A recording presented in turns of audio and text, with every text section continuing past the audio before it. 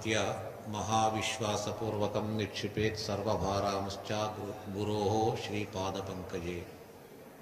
పావనమైన గంగా తీరములో శుక పరీక్షితుల సమాగమము, పరీక్షిత్ మహారాజు యొక్క భక్తియుక్తమైన ప్రశ్నలు, ప్రార్థన, ఆ ప్రార్థనను మన్నించి శుక మహర్షులు అపరిమిత ఆనందాన్ని పొంది వారు తమ భావాన్ని వ్యక్తపరుస్తున్నారు. ఎవరి మాటలు పట్టించుకోరు, ఎవరి ప్రశంసలను అందుకోరు, ఎవరు ఇచ్చిన కానుకలను స్వీకరించక ఈ ప్రపంచంలో అన్నిటినీ వదిలి కేవలం భగవంతుణ్ణి మాత్రమే సర్వత్రా చూస్తూ సంతోషపడుతూ ఉన్నటువంటి వారికి లౌకిక ప్రయోజనం ఏదీ లేదు, అపేక్షించరు కూడా. అలాంటి వారు శ్రీ శుక మహర్షులు. ఎవరి పొగడ్తలను కూడా ఆశించరు, పొగడినా ఇది నాకు సంబంధం కాదని ఉపేక్షిస్తూ ఉంటారు.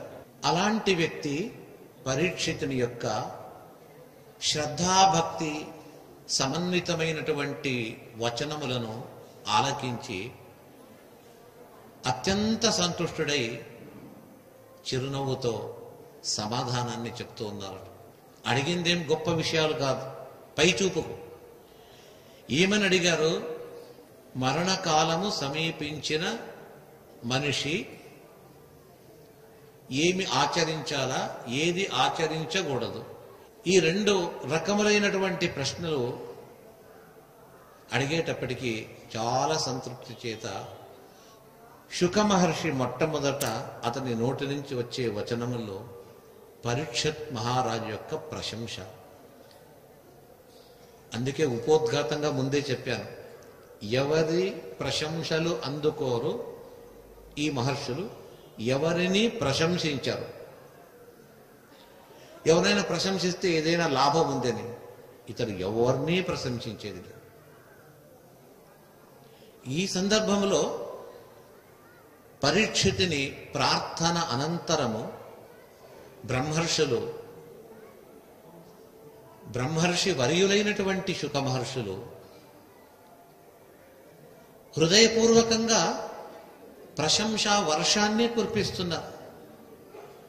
వరీయాన్ ఏషతే ప్రశ్నః కృతో లోకహితం నృప ఆత్మవిత్ సమ్మతః పుంసాం శ్రోతవ్యాదిషు యః పరః అని చెప్పేసి, మరణము సమీపించిన మనిషి ఆచరించవలసిందేమి? ఏ వ్యక్తి యొక్క మహత్వాన్ని స్మరించాలా, ఎవరిని కొనియాడాలా, ఎవరిని స్తుతించాలా, ఎవరిని పూజించాలా, మరి ఏది చేయకూడదు అనే ఆ మాటలను మనసులో ఉంచుకొని పరమ సంతుష్టులైనటువంటి వీరంటున్నారు, వరీయాన్ ఏషతే ప్రశ్నః కృతో లోకహితం నృప. చాలా శ్రేష్టమైనటువంటి మాటలాడావు రాజా, నీ మాటలు నాకు చాలా సంతోషమైంది. నాకే కాదు, ఆత్మవిత్ సమ్మతః అన్న, బ్రహ్మ నుంచి ప్రతి ఒక్కరికి ఇది హితకరమైన సంతోషకరమైనటువంటి మాటలు, బ్రహ్మజ్ఞానులకు కూడా చాలా కావలసినటువంటి మాటలు. మనము అనేక రకాలు మాట్లాడుతూ ఉంటాం. పెద్దల దగ్గర, మహానుభావుల దగ్గర వెళ్ళినప్పుడు ఏదేదో మాట్లాడతాం. ఎందుకు ఇలా మాట్లాడావని వాళ్ళు ఏమో అడగరు. ఆ 10 మాటలు ఆడితే ఏదైనా ఒక్క మాట బాగుంటే ఆ మాటకు మాత్రం వాళ్ళు స్పందిస్తారు.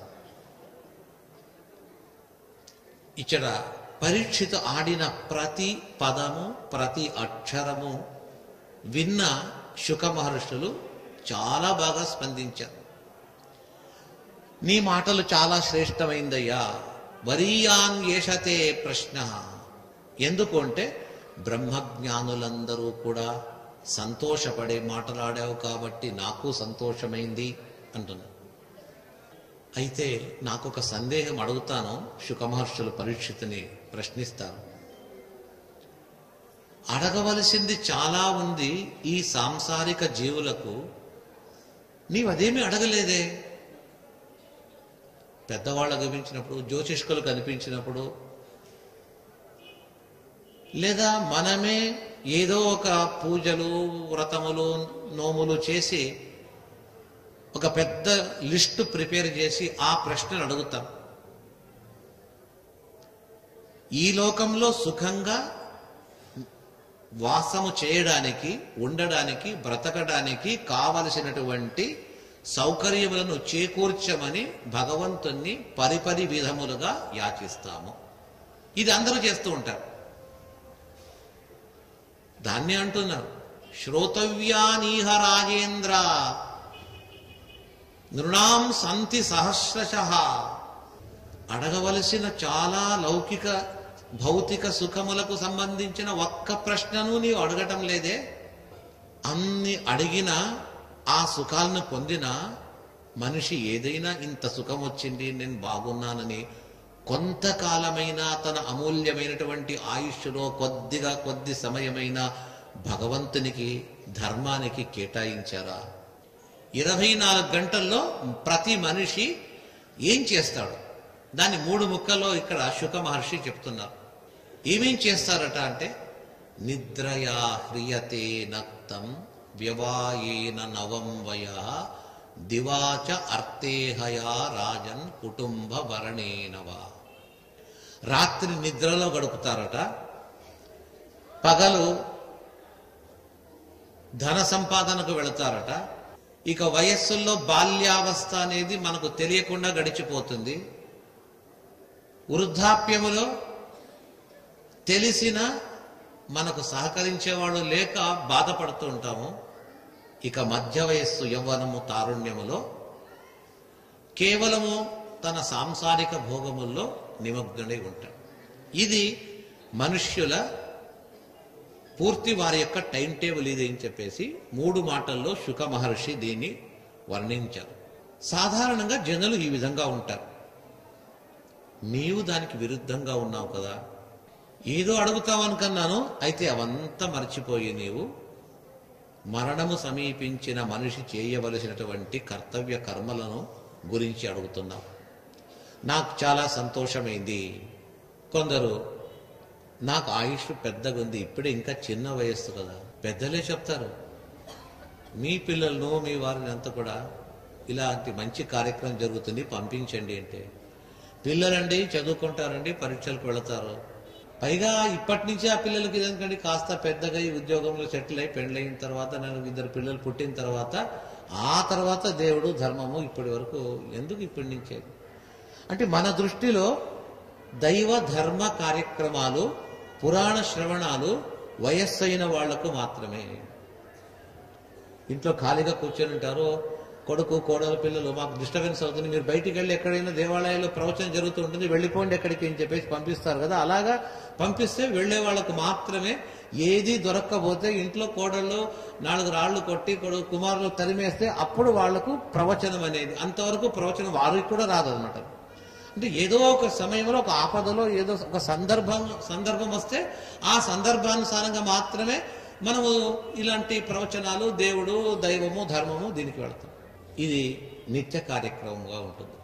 మనం ఏం భావిస్తాం, ఇంకా వయసు చాలా ఉంది, ఇంకా బాల్యావస్థ దాటాల, తారుణ్యము, యవ్వనము అంత దాటి ఆ తర్వాత ఇంత సమయం ఉన్నప్పుడు ఎప్పుడో ఒకసారి దైవ చింతన చేస్తాం, దానికేముంది. ఆ దేవుణ్ణి చూస్తాము, వింటాం. ఇప్పుడు ఇక ఇది మన యొక్క నిత్య జీవనం జరగని ఎలాగుంది మన జీవనం అంటే,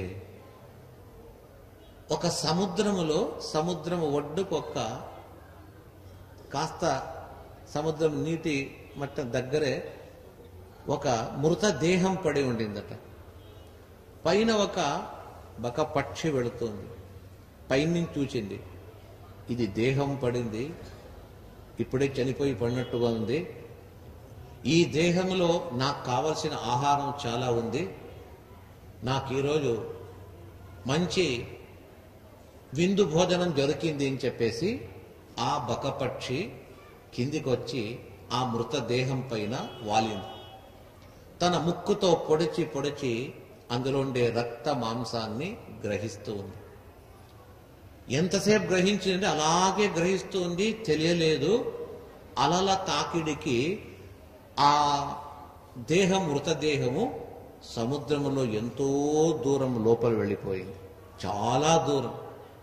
తృప్తిగా బాగా తిన్న తర్వాత ఇక చాలు, నా గూడు ఉంది, గూడికి వెళ్ళిపోతాం, ఆ గూటికి వెళ్ళి అక్కడ విశ్రాంతి తీసుకుంటాను అని ఆ పక్షి పైకి ఎగిరింది.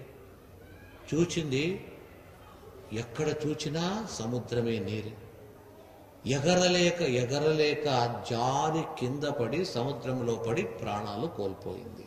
ఎందుకలా జరిగింది అంటే, తాను తన ఆహారం స్వీకరించాలని వచ్చి ఎంత కావాలో అంత ఆ ఆహారాన్ని స్వీకరించి వెళ్ళవచ్చు కదా, వెళ్ళక అత్యాశ చేత ఇంకా సారాన్ని గ్రహించాలని గ్రహిస్తూ మర్చిపోయిందట.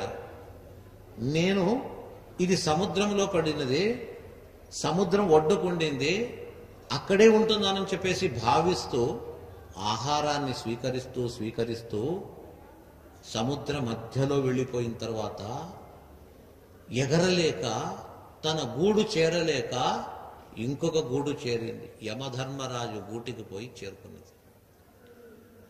ఆ పక్షికి మనకు ఏ వ్యత్యాసము లేదు. అది సముద్రం ఒడ్డున పడినటువంటి ఒక ఆహారానికి ఆశపడి వచ్చింది. మనము సముద్రం ఒడ్డున ఉన్నటువంటి ఆహారము, సంసార సముద్రములో ఆహారం ఉంది, సుఖముంది, భోగముంది అని మనము ఇక్కడ వాలి ఉన్నాము. దైవ చింతన ఇప్పటి నుంచి ఎందుకు? ఇంకా కావలసినంత పిల్లలు, వాళ్ళ చదువులు, వాళ్ళ పెళ్ళిళ్ళు ఇవంతా చూసుకొని తర్వాత నిదానంగా మనకు ఇంకా రిటైర్మెంట్ స్టేజ్లో ఏముంది పనిక, అప్పుడు కూర్చొని ఇవంతా చూస్తామని చెప్పేసి మనము భావిస్తూ ఆ సంసారములో దొరికే సుఖం అనే ఆహారాన్ని ఆస్వాదిస్తూ మనము కూడా ఆ పక్షి వలె ఆ సంసార సముద్రములో మనం ఎంతో దూరం వెళతాం. చెవులు వినిపించదు, కళ్ళు కనిపించదు, పళ్ళలో శక్తి పోయి ఉంటుంది, అప్పుడే గట్టి గట్టి మురుకులు అలాంటి తినాలని ఆశ కలుగుతుంది. మెత్తటి పదార్థం ఇస్తే లేదు, కొద్ది గట్టి పదార్థం చేయి, అయితే నమలే శక్తి లేదు, మింగే శక్తి లేదు. శరీరంలో ఉండే ప్రతి అవయవములు కూడా అది విఆర్ఎస్ తీసుకొని ఉంటుంది. ప్రతి ఇంద్రియములు కూడా తమ పనులు చేసి అవి కూడా దూరం వెళ్ళిపోయి ఉంటుంది. ఆ సందర్భములో ఇంకా ఆ ఆశలు ఇంకా తీరలేదని అక్కడే అనుభవిస్తూ ఉన్నప్పుడు భగవంతుని స్మరణ, భగవన్నామస్మరణ ఎక్కడ, భగవత్ కథా కాలక్షేపం ఎక్కడ సాధ్యమవుతుంది? ఏదో ఆపదలు చాలా వచ్చి వైద్యులు చేయి వదిలి ఇక మన తప్పిపోయేటప్పుడు ఎవరో చెప్తారు, దేవుడు అనేవాడు ఒకడు ఉన్నాడు, అతన్ని ధ్యానించు.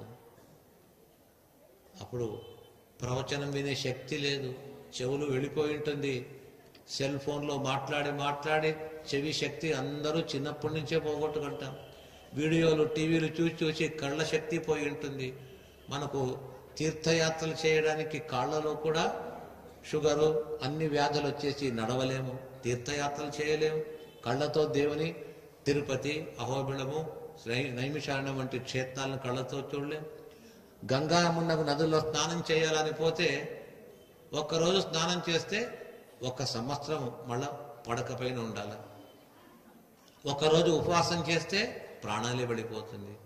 ఎందుకంటే మన శరీరము, మన ఇంద్రియములు దారి తప్పి వెళ్ళిపోయి ఉంటుంది.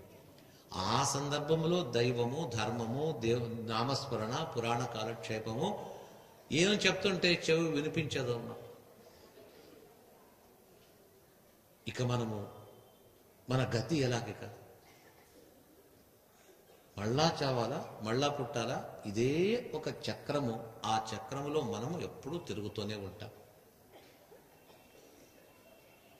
ఇది మన యొక్క మన జీవన విధానం. ఇది ఒక సుభాషితకారుడు చెప్తాడు, ఒక భ్రమరమట.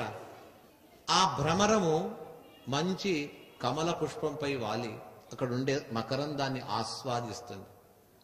ఒకరోజు వెళ్ళిందట, ఆస్వాదిస్తూ మైమరిచిపోయింది. సూర్యుడు అస్తమించాడు, కమలములు మూసుకున్నది. అప్పుడు తెలిసిందట, అరే కమలమును మూత పడింది కదా అని బయటికి ఎలా వెళ్ళాలా? మళ్ళా తానే సమాధానం చెప్పుకున్నది. ఏమని? రాత్రిర్గమిష్యతి భవిష్యతి సుప్రభాతం అంటాడు కవి. ఈ రాత్రి ఎంతసేపు ఉంటుంది? వెళ్ళిపోతుంది. భవిష్యతి సుప్రభాతం, సుప్రభాతం కలుగుతుంది అంటే ఉదయం అవుతుంది. రాత్రి వెళ్ళిపోతుంది, ఉదయం అవుతుంది. అప్పుడు నేను ఈ కమలం ఏమవుతుంది? అప్పుడు భాస్వాన్ ఉదేశ్యతి హసిష్యతి పంకజశ్రీ, సూర్యుడు ఉదయిస్తాడు, ఈ కమలము తెరుచుకుంటుంది, నేను బయటికి వెళతాను. బయటికి వెళతానని కాదు, వెళ్ళి మళ్ళా రావచ్చు నేను అని ఈ విధంగా భావిస్తూ లోపలే ఉండగా దాని దుర్దైవము సూర్యుడు రావడం కంటే మునుపుగా ఒక ఏనుగ జలాశయంలో ప్రవేశించి కమలాన్ని నాళంతో సహిత తొండంతో తీసి బయటికి వేసేసింది. ఆ పూలు మూతపడింది, అలాగే మూతపడింది. లోపలుండే భ్రమరం యొక్క కళ్ళు మూతపడిపోయింది. మనము కూడా భ్రమరము మనుష్యేతర ప్రాణి, మనం మనుష్యులం. మనుష్య మనిషి అన్నట్టయితే మను అనే శబ్దానికి యుక్తాయుక్త విచార జ్ఞానము తెలుసుకునే యోగ్యత కలిగిన ప్రాణి ఇది అని భగవంతుడు సృష్టించాడు. ఈ జాతికి మనుష్య జాతి అని పేరు పెట్టింది భగవంతుడే. మను అనే శబ్దానికి జ్ఞానాన్ని సంపాదించే శక్తి కలిగిన ఒక చైతన్య మూర్తి అని చెప్పేసి దాని అర్థం. మిగతా వాటికి అది లేదు. ఆలోచనా శక్తి ఉండేది మనుష్యులకు. నానా రకరకములైనటువంటి ప్రాణులను, జలచర ప్రాణులు, ఖేచర ప్రాణులు, ఆకాశంలో సంచరించేది, భూగర్భంలో సంచరించేది, క్రిమి కీటక సింహ శార్దూల అనేక ప్రాణులను సృష్టించి తృప్తి నొందని ఆ సృష్టికర్తకు చివరికి ఇంకొక ప్రాణిని సృష్టిస్తాము. అప్పటికే 84 లక్షల రకముల జీవరాశులలో ఒక్కటి తక్కువై అన్ని ప్రాణులను సృష్టి చేసి చివరికి ఇంకొక దాన్ని సృష్టి చేస్తామని చేశాడు. ఆ చేసిన సృష్టి మానవ సృష్టి అట.